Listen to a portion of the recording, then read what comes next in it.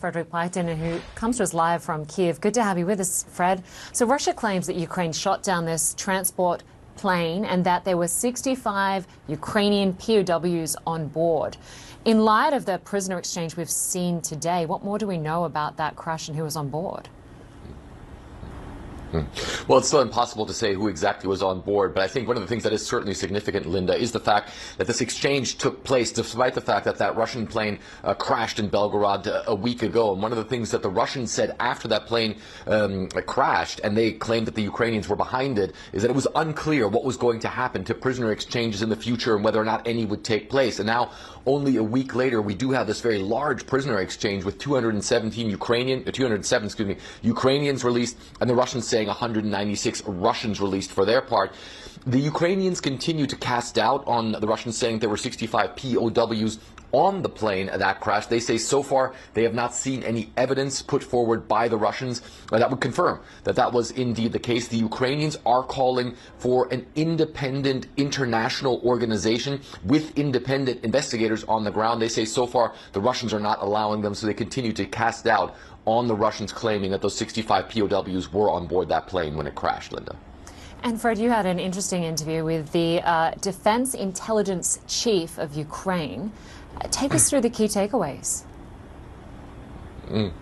Yeah, so Kirill Budanov, the head of the Defense Intelligence Agency for Ukraine, is probably one of the people that the Russian military, and probably Vladimir Putin as well, hates the most. The Defense Intelligence Agency is said to be behind a lot of cross-border operations targeting Russian infrastructure, targeting the Russian military, an occupied territory in Ukraine, but also inside Russia as well. And we've spoke about a range of topics. One of the main ones, of course, is possible continued military aid to Ukraine by the United States. Here's what we learned.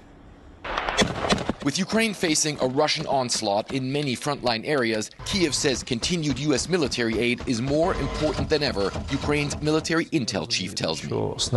Shells are one of the most decisive factors in this war. It's about quantity, not so much the quality as the quantity. Next, there are assault aircraft. These are aircraft of the type that the United States has, like the A-10 Thunderbolt II, and so on. This is what can really help inflict a military defeat. But further military aid to Ukraine hangs in the balance as Democrats accuse former President Trump of derailing a possible compromise. Budanov says he's not concerned about Trump. He is an experienced person. He has fallen many times and gotten back up again. And this is a very serious trait. To say that he and the Republican Party are lovers of the Russian Federation is complete nonsense. But the Russians are currently on the offensive. On the front lines, we've seen Kiev's forces suffering a severe lack of ammunition, struggling to hold the line. Still, Budanov says he believes the tides will turn and Ukraine will attack. In my opinion, the main events on the battlefield will start happening sometime in the spring or early summer. Vladimir Putin wants Kirill Budanov dead. The Ukrainians say Moscow tried to assassinate him at least 10 times. Recently, Budanov's wife and several bodyguards fell ill after what Kiev says was poisoning by a, quote, heavy metal, but they survived. The Military Intelligence Directorate is said to be behind an increasing number of cross-border attacks targeting key infrastructure inside Russia and the occupied territories. While never claiming responsibility, Budanov tells me Russians can rest assured the war has come to them. I believe that the plan includes all major critical infrastructure facilities and military infrastructure facilities of the Russian Federation. With Ukraine's offensive essentially stagnant, the Kremlin is currently feasting on rumors Ukrainian President Volodymyr Zelensky is close to firing his top general Valery Zaluzhny and possibly installing Budanov as his successor. The spy chief coy. Isn't that something that weakens the country if it appears as though the president and his top general are not on the same page? I am also the head of one of the military agencies.